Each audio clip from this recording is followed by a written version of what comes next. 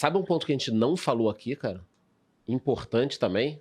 Não sei se é o tema até que a gente pode colocar mais importante. Aonde não investir de jeito nenhum em 2025, Aonde não investir né? de jeito eu nenhum? gosto Cara, disso. aonde não... Sabe, o além pessoal disso, pode até aí botar é nos comentários. Aonde não investir de jeito nenhum. Radioativo. É. O negócio E aí, radioativo. E aí vocês podem começar aí, né? Onde não investir eu assim. vou falar o óbvio. Não Tá. invista em COI. Não é uma boa.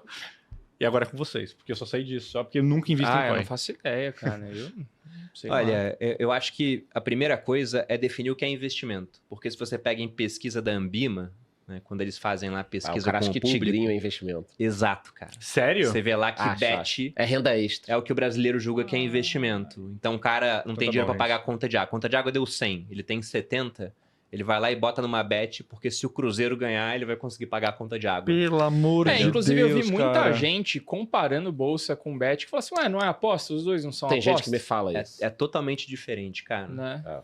Porque você tem dois tipos de trajetória, né? Trajetórias que dependem do caminho, que são independentes do caminho. O que eu quero dizer com isso? A vida é uma trajetória dependente do caminho. Você começa ganhando, você nasceu numa família rica, cara, a trajetória vai ser outra em comparação ao cara que não verdade. teve essa mesma sorte. Agora, um cassino, uma bet, é uma trajetória que independe do caminho. Você pode começar ganhando ou perdendo. No final, passando tempo demais lá, você perde. Já a bolsa é o contrário. Se você passa muito tempo na bolsa, vivo lá, você ganha. Porque se você é um cara que quer fazer uma seleção de empresas, você escolhe 10 empresas, se dá muito mal em 5, metade quebrou, que é uma coisa absurda de acontecer, né? Difícil. Você vai ver a deterioração da empresa, você pode vender e comprar outra. Até porque dinheiro não tem carimbo, você tem que ganhar dinheiro com aquela empresa que você comprou no começo, você podia estar errado, vai comprar outra. Agora, o ponto é, se as outras 5 se deram muito bem, multiplicaram muitas e muitas vezes, uma multiplicou 1000%. Cara, só aquela já pagou todos os prejuízos da sua carteira. Então, ao longo do tempo, quanto mais tempo você tem de mercado, melhor seu resultado. Quanto mais tempo você tem numa casa de aposta, numa bet, pior seu resultado, você quebra. Só que o brasileiro acha que bet é investimento. E até questionei a Ambima uma vez, eu falei, bom, se bet é investimento, então o maior influenciador de finanças não é o Charles, não sou eu. É o cara que faz lá o publi de bet, né? A Virgínia, sei lá, o Gustavo Lima, acho que fazia também, o Neymar. Então são esses caras. Porque se isso é investimento... se o pessoal entende assim, são eles que são os influenciadores de investimento. Só que não é, né, cara? Isso aí é jogar dinheiro no ralo. Eu acho que no exterior, ativos estão muito esticados. Porque na hora da euforia as pessoas esquecem o preço-lucro, mas em algum momento ele sempre volta para uma média. O que é a média? É o lugar que ele sempre vai voltar. Então, na hora que a situação tá devastadora, uma crise, ele tá abaixo da média. E na hora da euforia, que todo mundo esquece como a economia funciona há 10 mil anos, ele ultrapassa muito. Então, lá fora, o que a gente enxerga? Ele ultrapassou muito a média. E aqui no Brasil, ele está muito abaixo da média. Só que na hora da confusão, as pessoas esquecem disso.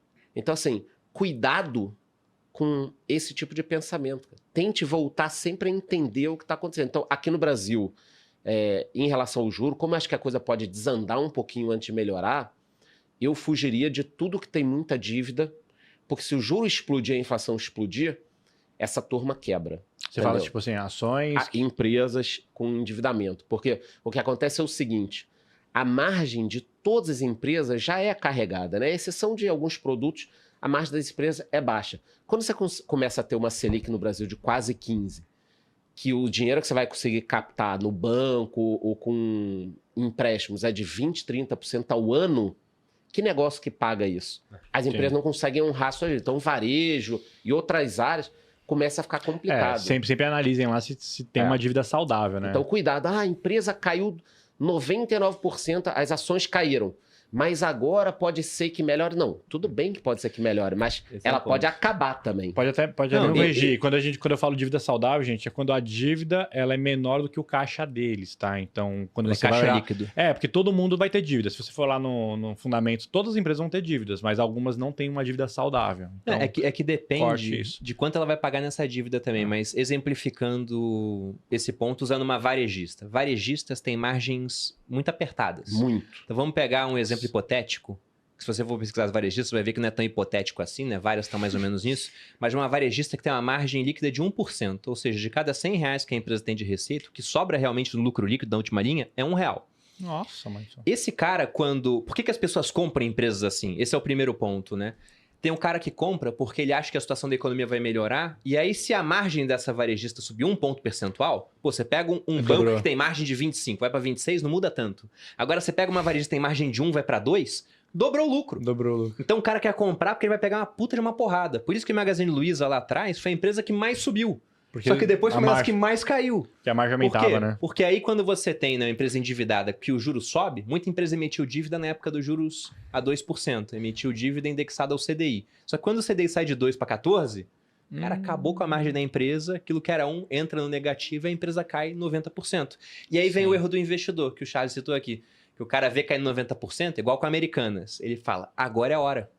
Porque a loja americana tá lá, o ponto tá lá, ela continua vendendo Kit Kat, continua vendendo barra de chocolate.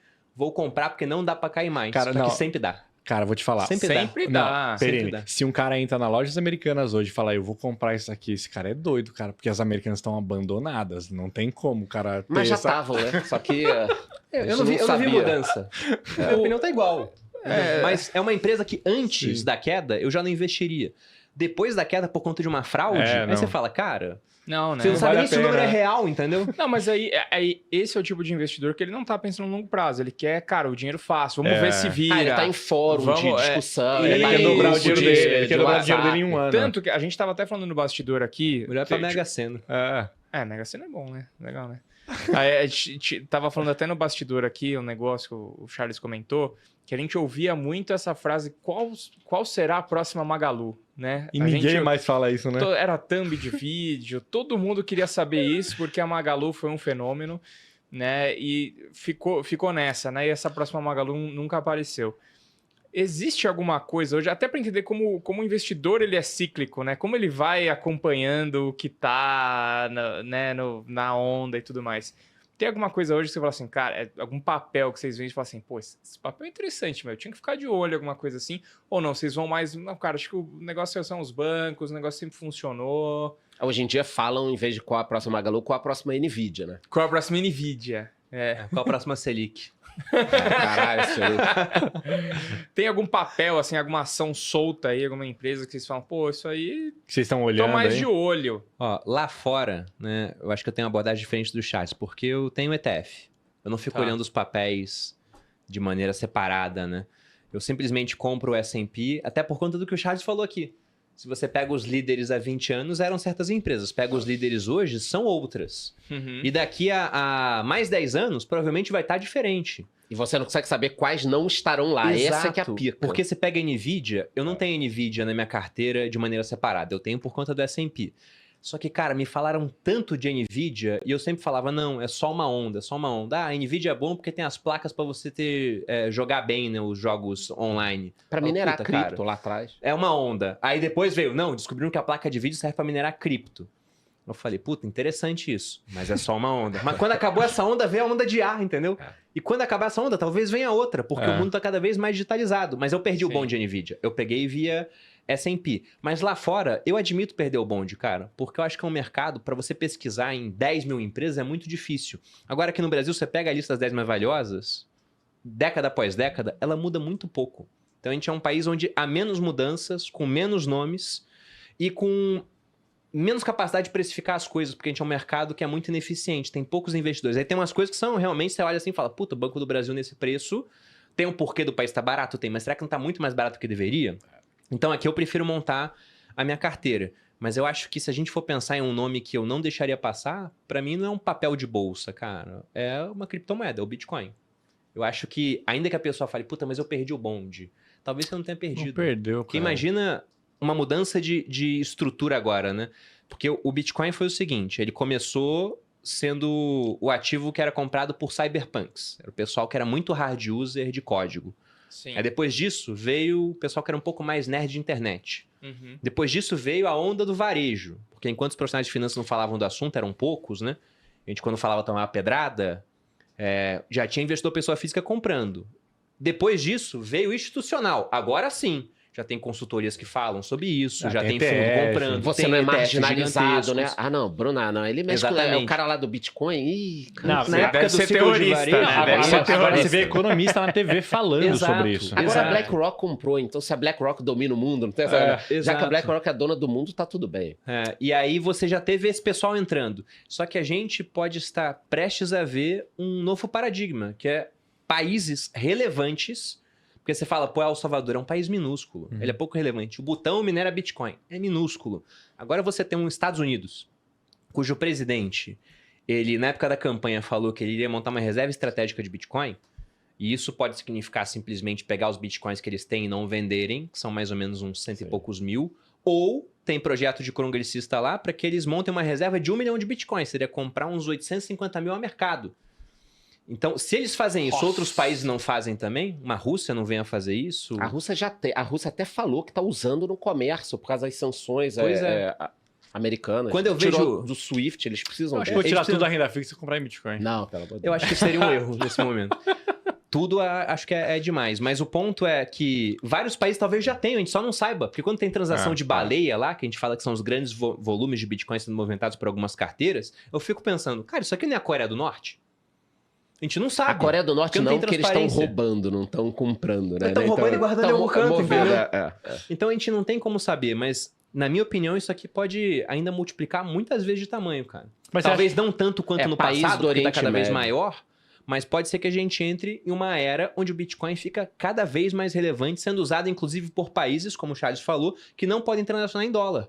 Se a Rússia quer fazer uma transação com a Austrália, vai comprar alguma coisa, bom, primeiro que eles não podem transacionar em dólar. Aí a Austrália quer receber em rublos? Não quer. Nem fudeu. Vai receber em ouro? Ouro é sair um navio da Rússia, e como o ouro da Rússia fica muito mais pro lado próximo da Europa do que pro lado asiático, então vai ter que sair lá pelo Mar Negro, mas tá tendo guerra lá com a Ucrânia, vai ter que atravessar Bósforo, Dardanelos, depois Gibraltar, cruzar meio mundo para chegar na Austrália. E nisso você tem custo de transporte, de verificação, tem que saber se o ouro é verdadeiro ou não, pode ser que Pirata. parte dele seja falsificado.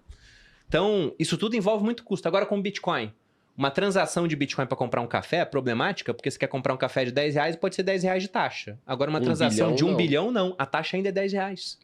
Então, será que isso não vai ser começado a utilizar por países, né? Para fazer suas transações? Se isso acontecer, o preço do Bitcoin ele vai para um outro patamar, na minha opinião. Então, muito antes de você começar a investir, saber os melhores investimentos, você tem que aprender a cuidar do seu dinheiro, poupar o seu dinheiro, sobrar alguma coisa aí, né? Para você conseguir investir, certo? Então ele vai fazer uma masterclass aqui que tem o nome com as pequenas decisões que vão te gerar milhões. Isso acontece mesmo, hein? É isso aí.